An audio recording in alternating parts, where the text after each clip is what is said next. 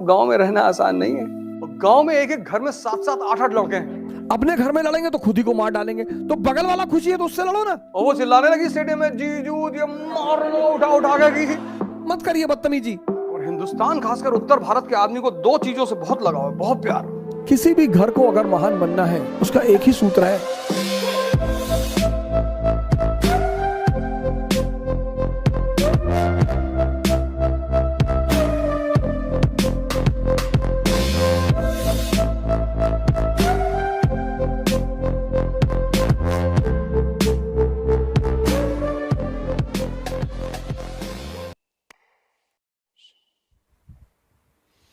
किसी भी घर को अगर महान बनना है, किसी भी राष्ट्र को अगर महान बनना है, किसी भी समाज को अगर महान बनना है, उसका एक ही सूत्र है, आंतरिक स्थिरता और शांति। Internal peace and stability. इसलिए जो बहुत समझदार मां बाप हैं, मिडिल क्लास मां बाप यूपी बिहार में, उन्होंने अपने बच्चों को बाहर भेज दिया, चाहे खेत भेजना पड़े, क्योंकि वो जानते हैं कि अगर वो वहां घर पे रहेंगे, सामंतवादी इलाके हैं ये, यूपी बिहार सामंतवादी इलाका है, यहां आप खुराफात मत करिए, मत करिए बदतमीजी, मत करिए। यूपी और बिहार में आप दो ही शर्तों पे रह सकते हैं, या तो आपके घर में एक अच्छा सा अपराधी है, 4-5 लोगों का सर काट के लाया है, तो आप आराम से रहेंगे, सुकून से रहेंगे, या आपके घर में कोई सिविल सर्वेंट है या नेता है अच्छे स्तर का, वरना आप नहीं रह पाएंगे। जो लोग कहते हैं भैया हम तो बदतमीजी करते नहीं, फिर हमारे साथ होगी। आप गांव में चले जाइए, एक दिन के लिए गांव बहुत अच्छे हैं, 2 दिन के लिए गांव बहुत अच्छे हैं, तीसरे दिन ना रह पाएंगे। और जिनको शहर की शांति मिल चुकी है, शहर में फ्लैटों में अगल बगल वाले एक दूसरे से बात नहीं करते, कभी कभार once in a blue moon सामने वाला फ्लैट वाला निकल आया, good morning good morning, how are you, खत्म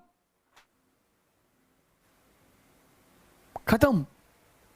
इस दिल्ली जैसे मेट्रोपोलिस में, मुंबई में बहुत लोगों को बड़ी शांति मिल गई। परिवार है, बच्चे हैं, सैटरडे संडे को वीवीआर चले गए, अभी लॉकडाउन में थोड़ा दिक्कत चल रहा है तो कोई बात नहीं, घर ही में अपना खाना पीना बना लिए, नाच गा रहे हैं, खुशी से हैं गांव में। और उसकी वजह क्या है? जनसंख्या। एक एक घर में 10-10 12-12 लोग हैं, एम्प्लॉयमेंट है नहीं, आय का स्रोत है नहीं। अपने घर में लड़ेंगे तो खुद ही को मार डालेंगे, तो बगल वाला खुशी है तो उससे लड़ो ना। बहुत चुनौतीपूर्ण है इस वक्त इन स्टेटों में सरवाइव करना। वैसे तो सारी जगह चुनौतीपूर्ण है, यहां परसेंटेज ज्यादा है। यूपी में किसी की 1 इंच जमीन लेके देखिए, और यूपी की जमीन गंगा द्वाब की, पूर्वांचल, इतनी फर्टाइल जमीन, इतनी, लोहा फेंको AK-47 बाहर निकले। आज भी तुम्हारे पास अगर गांव में 2 एकड़ जमीन है ना, 2, और घर के सामने एक ट्रैक्टर है और बुलेट रखे हो तुम, उस पे लिखा है महाकाल,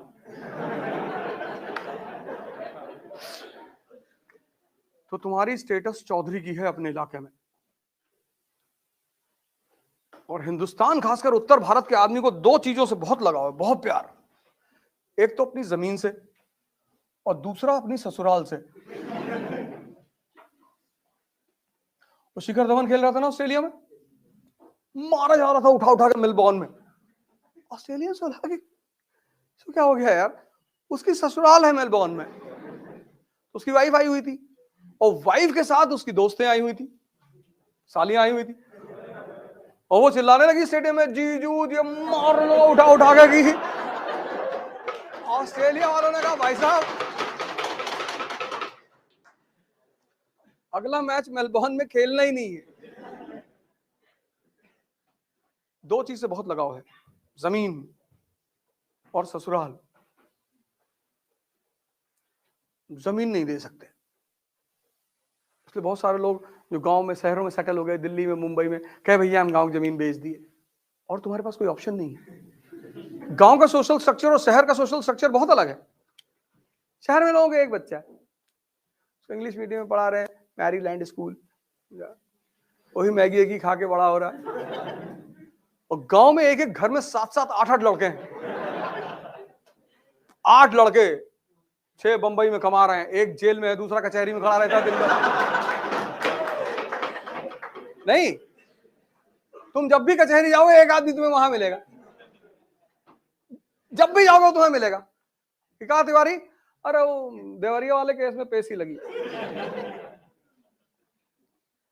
कुमार विश्वास से किसी ने पूछा कि दिल्ली के लड़के और यूपी के लड़कों में क्या फर्क है, बड़ा अच्छा आंसर दिया उसने, कहा दिल्ली के लड़के जवान होते हैं तो डेट पे जाते हैं, और यूपी के लड़के जवान होते हैं तो तारीख पे जाते हैं।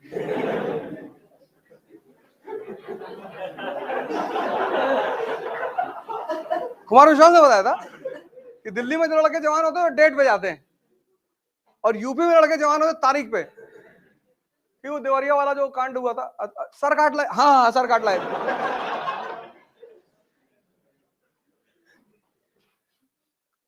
वैसे अब गांव में रहना आसान नहीं है, बहुत डेंजरस है। कौन कहां आग लगा रहा है किसी को नहीं पता। हम अभी आए 2 दिन पहले, गांव में ही थे। हम सब डिस्टेंस बना के रखते हैं, हमको जानते हैं सज्जन आदमी है। इसलिए हिंदुस्तान में वो तबका हमेशा शक्तिशाली रहा जिसका जमीन पे कब्जा रहा। इसलिए ब्राह्मणों ने इस देश में आज तक रिजर्वेशन का विरोध ही नहीं किया, क्योंकि जमीनें आज भी उनके पास हैं। उनको नौकरी चाहिए ही नहीं। रिजर्वेशन देके उन्होंने भारत में क्रांति को टाल दिया। माओवाद दे रिजर्वेशन, ले आओ नौकरी करो। तो जब घर में, और नौकरी में क्या है, एजुकेशन, एजुकेशन में क्या है, कैरेक्टर सर्टिफिकेट। तुम्हारा कॉलेज स्कूल का टीचर कैसे तुम्हें धमकी देता है कि कैरेक्टर लिख देंगे।